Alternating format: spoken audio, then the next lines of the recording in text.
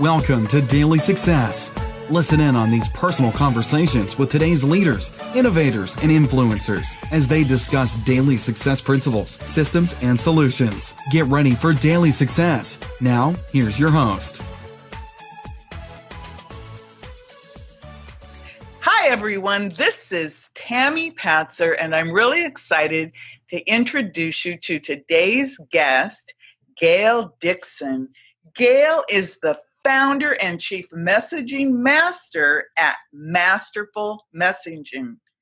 GAIL works with you to find the right words to express your business or personal brand identity. She listens between the lines to hear the heart of your message and speak that essence back to you in powerful words that create powerful results. GAIL is a national speaker, best-selling author, coach, and consultant with more than 30 years of experience. She uses her expert communication skills to guide both individuals and organizations to harness the power of words to achieve their goals. And today on Daily Success, word of the day, the word is authenticity. And GAIL, tell me, what is your definition of authenticity?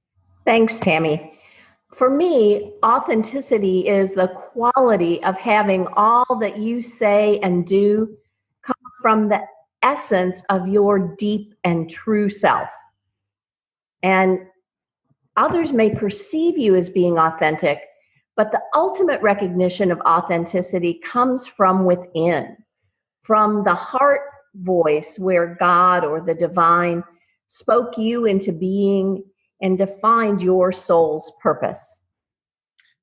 Authenticity isn't something that you claim or declare for yourself. It's not a badge that you print on, but it's something you recognize in yourself when your words and deeds are in alignment with your values, beliefs, and the best and highest good. Being authentic or true to yourself requires getting still, going deep within, and taking a fearless inventory of who you are and how you live your life, and finding that still, small voice, the God whisper in you. It's not a milestone to be reached, but a journey that reveals itself in moments of resonance. And those are the moments when we feel peace, fulfillment, and joy. Authenticity. Wow, that is such a powerful definition. So in that definition, can you talk a little bit more about how we can find our own personal authenticity? Sure. As I said, it's really about getting still and going within and listening for those whispers inside you that say, this is who I am. This is why I am here or why I'm on the earth. This is the purpose for my life.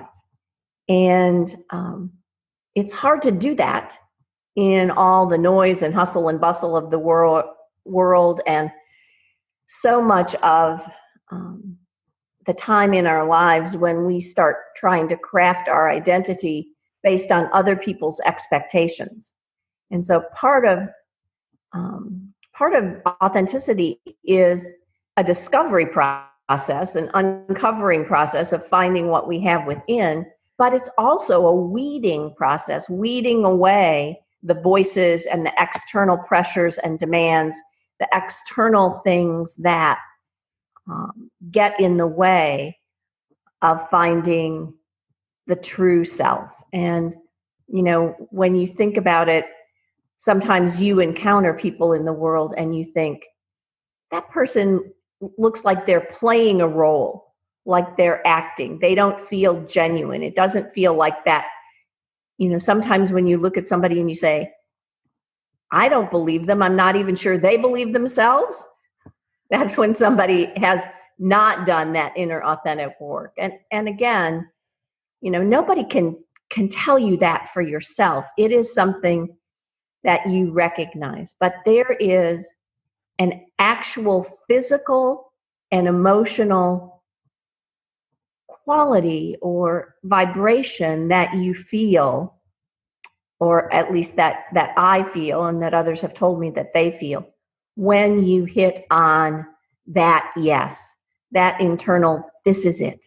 This is who I am. This is what I believe, what I value, how I want to be in the world.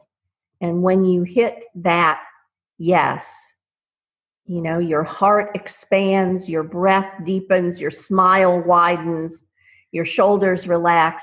That's when you say, yeah, that's me. That's who I am. Wow.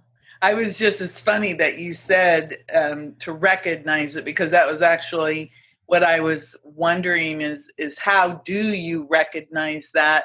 So if you're seeking to make this authentic connection with yourself and that connection with the divine, do you have is there a process that you can go through, or is it all just a very personal thing? Well, there are lots of processes, and you know that is, for example, many people find that authenticity in meditation, when they get clear and still and say, what's speaking to me from the divine. Some people find it in prayer.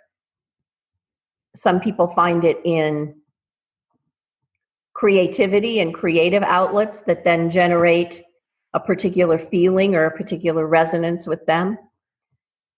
Some people find it in finding a relationship that calls the best out of them and makes them recognize who they are at their best self.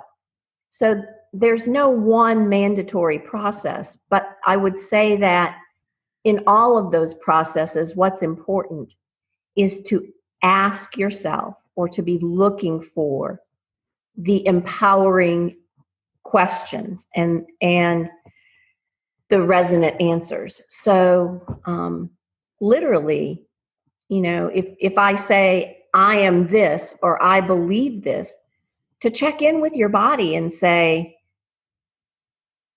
how did that feel when you said that? Did it feel good and positive? Did your heart open? Did your eyes twinkle? Did your smile widen? Did your throat get tight? Did you literally look at yourself in the mirror when you say something about yourself? And if you're shaking your head while you say it, you might not be landing on that authentic message yet. You know, there are lots of ways.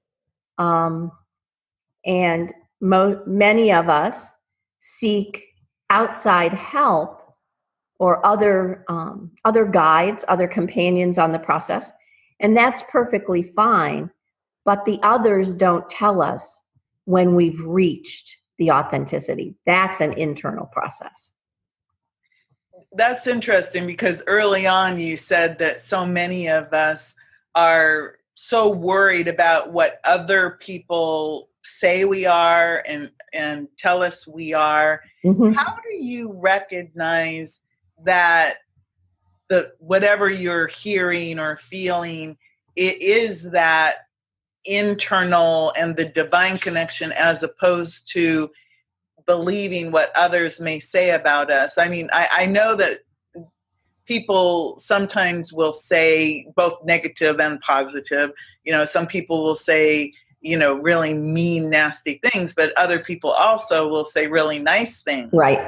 How do you recognize when that is you or your connection coming through? Is it always positive? Well, no. I mean, sometimes we find that the truth is our authentic self in a particular given moment is angry or hurt or disappointed. That's not the overriding and overarching eternal quality, but it is a quality in a moment. You know, we're allowed to have negative, painful feelings. I would say, though, when you're looking at the ultimate authenticity, the real I am, this is who I am, quality, ask yourself if that is consistent and you would say those same things or feel those same things about yourself, regardless of the person you were with or the situation you were in. Are you the same person? For example, Tami, you speak from a lot of stages and get up and present yourself and offer yourself. And so a question for you to ask yourself is, at the heart, is the Tami that talks from the stage the same Tami that talks in this interview with Gail or in my discussions with my family? Are those qualities and characteristics and values still the same? Or am I putting on a coat and putting on a costume? That's interesting. Can someone, are you so prone to influence that if somebody says to you, that's not who you are, or I think you should be this, or I think you should value this, are you willing to, we see people do this in relationships all the time. I've never been of this persuasion or this attitude, but suddenly I fall in love with somebody who has this attitude, and so I'm that too. And the question is, are you that because you are genuinely persuaded and that now is a change that's been made for you, or are you doing it because it gains you credence or connection or rewards in a particular situation? And, authenticity is not something that you strive for or acquire to get the badge or get the reward or pin the medal on yourself, or even to get the relationship, get the job, attain the status. Authenticity is the thing that you hold on and in yourself to be able to get to that stage and place in your life where you say, I lived truly and genuinely as this person. Wow, that's beautiful. Just the way you speak, and it brings me back because you brought up the talking from the stage, and often from the stage we are telling stories right about our lives, and sometimes there's stories that we don't really want to tell. There's a lot of being vulnerable when you get on a stage, because it could be even two people is an audience, one person exactly. is an audience, but you get in front of sometimes 100 people, 300, 1,000 people, and you're trying to convey a message or educate them or advocate. But I know that when I tell real personal stories, that the audience often resonates with me in a much deeper way, and then right. They talk to me more. Can you talk a little bit more about that authenticity in our business life and Sure. how it can affect your business? Absolutely. There's an old saying in business that people do business with people they know, like, and trust. And authenticity hits all those chords. You have to reveal some of yourself, something beyond the surface presentation, in order for people to get to know you. Who are you? What do you stand for? What are your values as a consultant or a speaker or a business owner?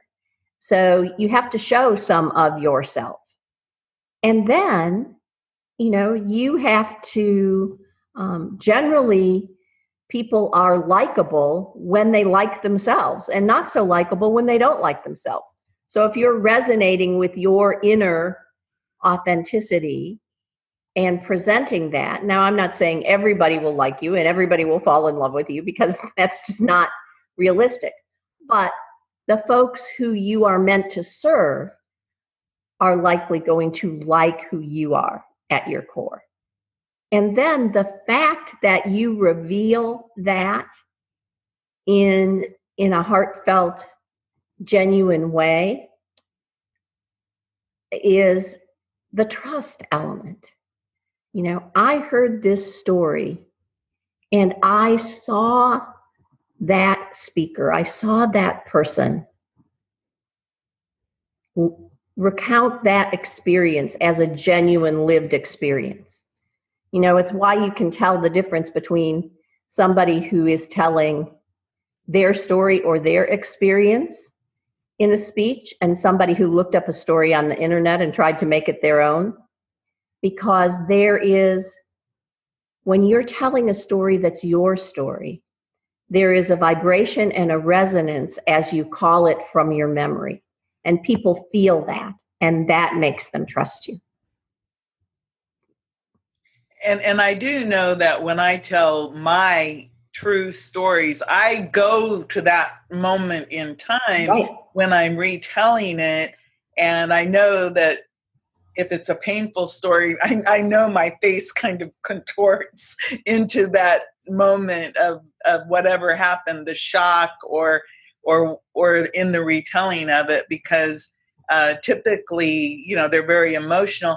I do have a question related to our stories, and this is something that I find always so difficult, is choosing the stories that we tell in a business situation, because for example, Brendan Bouchard always comes to mind, because he told a story about his accident and how he was in a car accident and he lived, and that was like a realization. But that's a different story. There's many people who have stories of, let's say, you know, the Me Too movement type stories of harassment or abuse or awful things that may have happened to them.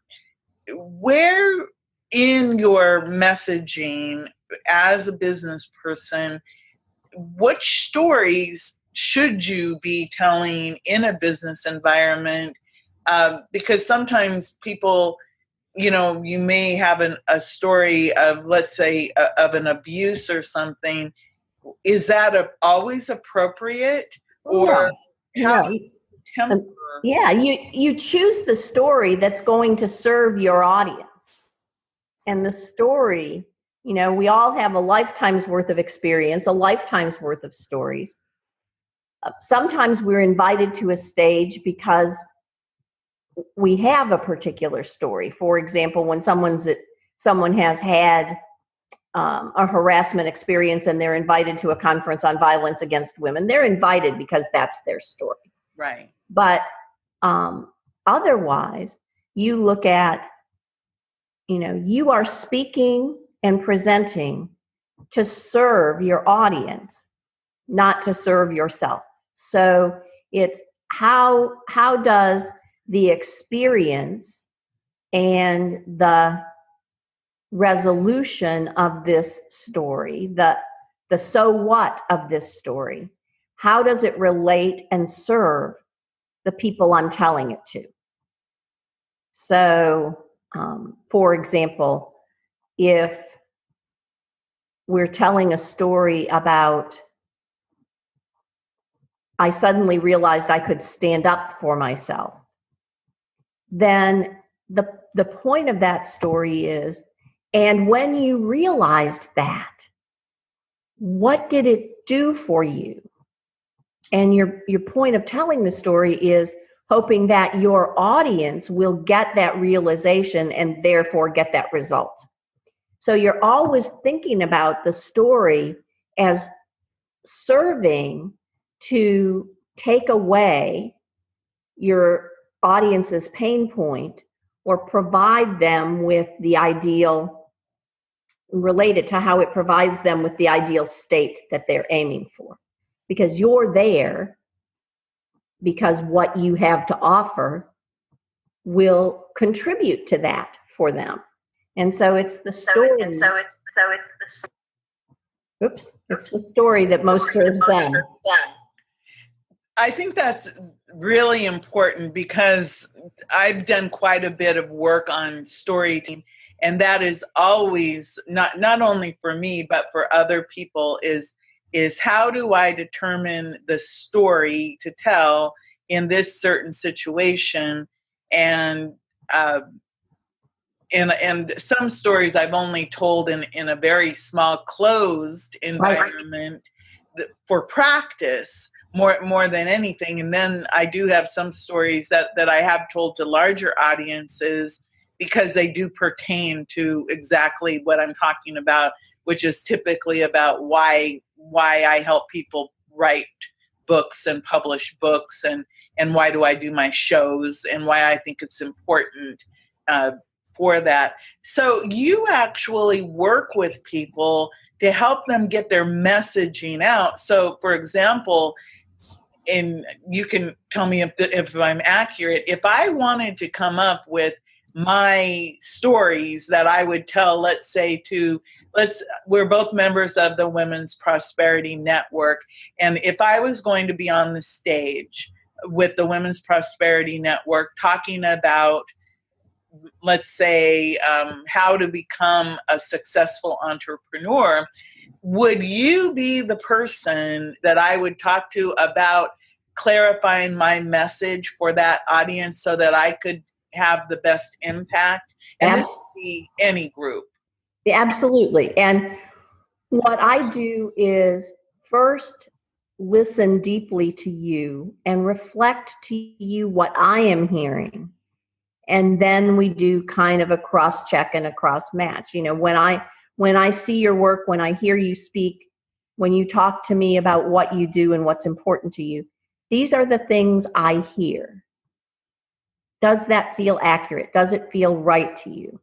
Then we start looking for the ways in which we can put words around that feeling or that truth to be, whether that's the title of a signature program, a tagline, a speech, choosing which story to tell, the words that you use in telling the story.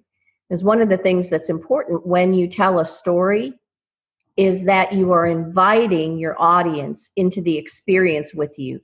So it can't be just reporting and recounting. It has to be re-feeling that, because it's the feeling that they're going to connect with. So how do we put words around that? What are the things that you say in your short cocktail party conversation about I am this, or this is my purpose? And find the words that create that resonance for you, that match. It's like putting two puzzle pieces together. You have the product or the thing that you're trying to sell or offer. You have the self, you as the offerer, and you have the audience. And so we want to mesh those things together and say, how, there's an underlying truth that's what I'm presenting. And then how can I present it? How can I name, frame, and claim it so that the person I want to serve can recognize it as something that will serve them? And so we work with those words and craft those words to craft a message, a brand vocabulary, whatever piece of the messaging is important. And just that reminds me, we actually did an excellent interview previously where we actually did a little bit deeper dive into messaging. So I'll make sure to include a link to that in my show notes for the Daily Success Word of the Day, authenticity, because everything that you're talking about is all about being authentic. It is. In your daily lives and in your business, and making that connection with who you are so that you can serve. And I think that's what's really important is coming up with the messages so that that authentic you comes out, so that your audience can actually feel you. And like you said it, not everyone is going to resonate with you, but your people, your ideal clients will resonate with you because of who you are and that authenticity that you bring to the table. So if somebody wants to work with you, how can they get in contact with you? They can email me at gail@masterfulmessaging.com, and or they can go to my website, masterfulmessaging.com, and look at the website and get my free gift, my audio about how to name, frame, and claim your message. And I am always happy to work with folks.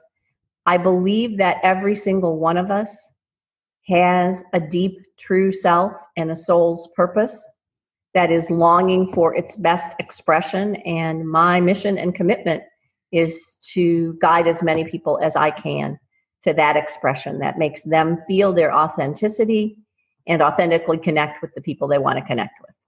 Well, I know for a fact, every time I speak with you, I come away with such a better understanding of masterful messaging and how I should be presenting myself out to the world.